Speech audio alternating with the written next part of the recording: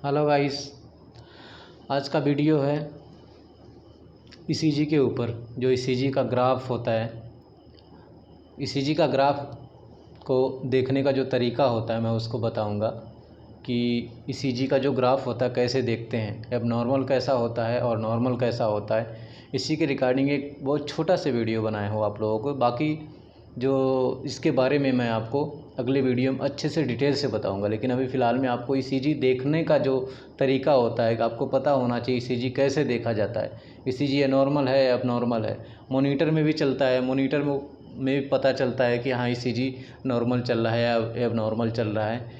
कम से कम आपको इतना देखने का हो जाएगा तो आप जो डॉक्टर होगा वहाँ पे उसको आप प्रेजेंस में आप बता सकते हो कि सर इसका ईसीजी एबनॉर्मल आ रहा है या नॉर्मल आ रहा है। जिस तरीके से होगा उस तरीके से आप डॉक्टर को डिफ़ाइन कर सकते हैं। इसी के रिगार्डिंग आपको एक छोटा सा वीडियो बना रहा हूँ जिसमें आपको ये सारी चीज़ों के बारे में आपको पता चलेगा। जैसा कि जानते हैं कि ईसीजी में 5 वेव होती हैं, 5 वेव होती हैं जिसमें P, Q, R, S, T 5 wave होती है। ईसीजी के ग्राफ में पांचों वेव को होना प्रेजेंस ज़रूरी होता है।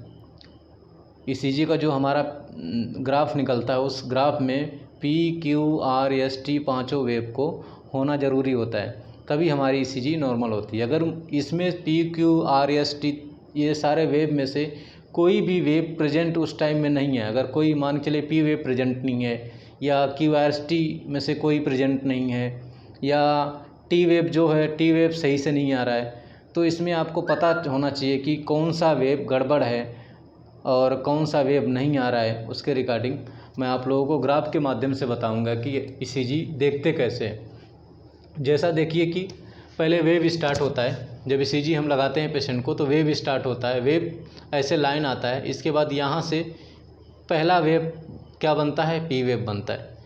पी के बाद थोड़ा से आगे जाएगा, इसके बाद क्यू वेव बनता है नीचे जाके। क्यू वेव के बाद ऊपर जाएगा आर वेव बनेगा, आर वेव के बाद यस वेव बन जाएगा, यस वेव के बाद जाके आपका ये टी वेव बनेगा। ठीक है, यही इतना एक ग्राफ जो होता है को मेंटेन करने के लिए यही पांचों जो आपका वेव है पांचों वेव को होना ज़रूरी होता है। जैसे देखिए मैं एग्जाम्पल के लिए फिर दोबारा बता रहा हूँ। यहाँ से वेव निकलेगा, ये पी वेव बन गया आपका, नीचे क्यू वेव बन गया, ऊपर जाके आर वेव बन गया, नीचे जाके एस वेव बन गया, फिर यहाँ से थोड़ा से जाके आपका ये टी वेव बन गया। ऐसे करके वेव आपका चलता चला जाता है। यही ईसीजी में टोटल इस तरीके से चलता चला जाता है वेव। लेकिन कभी कभी होता है, ये तो नॉर्मल हो गया आपका। अगर इतना वेव आपको चारों वेव आपको क्लियरली देख रहा है, आपको अगर वेव के बारे में पता है कि हाँ वेव कहाँ कहाँ होता है, कौन सा वेव कैसे होता है, उस तरीके से आपको पता है तो आप नॉर्मल और एबनॉर्मल ईसीजी के बारे में पता कर सकते हो।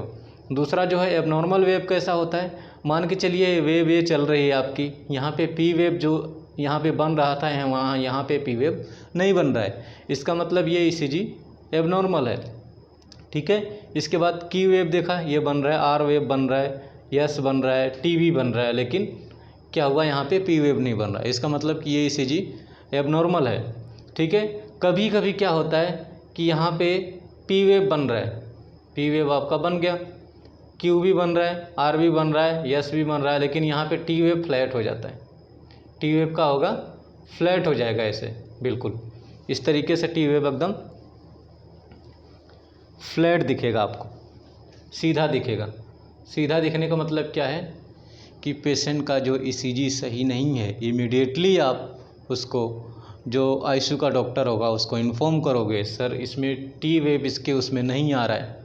ठीक है, ताकि आपको डॉक्टर को उस टाइम इन्फॉर्म कर पाओगे तो डॉक्टर भी उस टाइम में आके ईसीजी को देखेगा कि हाँ ईसीजी आपकी एबनॉर्मल है, और उसके रिगार्डिंग जो भी इको होगा या जो भी जांच कराने का होगा वो डॉक्टर आपका उस तरीके से कराएगा। ठीक है, ये दो पहले में तो पी क्या हुआ, प्रेजेंस नहीं था। दूसरे जो ईसीजी कभी कभी होगा टी नहीं प्रेजेंट होता है, और तीसरा कभी कभी होता है कि आपका पी वेव भी आ रहा है, क्यू भी आ रहा है, आर भी आ रहा है। ठीक है, यस बहुत नीचे चला गया, ऐसे चला गया, ऐसे करके इस तरीके से चला गया, इस तरीके से टी वेव इस तरीके से बना रहा है, इस तरीके से गैप चला गया। इसका मतलब क्या है कि यस और टी, यस टी, ठीक है, एस टी आपका क्या हुआ, एलिवेशन हो गया, एस टी एलिवेशन हो गया। इसमें इमीडिएटली आप डॉक्टर को इन्फॉर्म करोगे सर ये ईसीजी गड़बड़ आ रहा है, ठीक है। ऐसे सिचुएशन में कभी कभी पेशेंट को एमआई का चांस होता है, कार्डियक अरेस्ट पड़ने का चांस होता है। इसलिए दोस्तों कम से कम आप जो बेसिक है, आपको ईसीजी देखने का जो तरीका है वो आप लोगों को अच्छा लगा होगा, और आप लोग इस वीडियो को ज़्यादा से ज़्यादा शेयर करें ताकि आपके दोस्तों को भी पता चले कि ये ईसीजी नॉर्मल हम कैसे देख सकते हैं। और लाइक और शेयर और सब्सक्राइब करें। Thank you.